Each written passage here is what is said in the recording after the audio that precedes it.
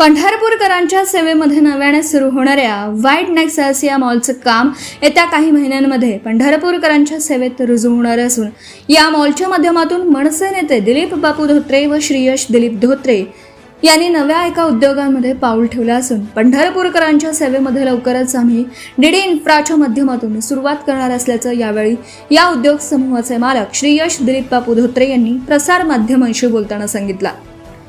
हा मॉल पंढरपूरकरांच्या आजपर्यंतच्या सर्व गरजा भागवण्यासाठी आम्ही उभा करत आहोत। या मॉलच्या माध्यमातून पंढरपूर शहर व तालुक्यातील बेरोजगारांना नव्याने रोजगाराची संधी निर्माण होणार आहे।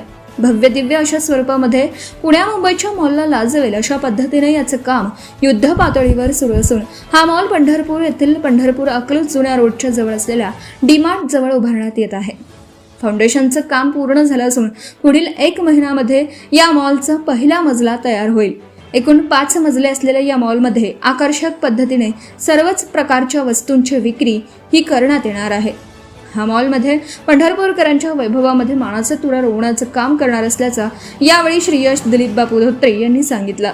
श्रीयश दिलीप बापू धोत्रे यांनी BSc ॲग्री MBAचं शिक्षण पूर्ण केलं असून मॉलच्या माध्यमातून पहिल्यांदाच ते उद्योग व्यवसायामध्ये उतरत आहेत।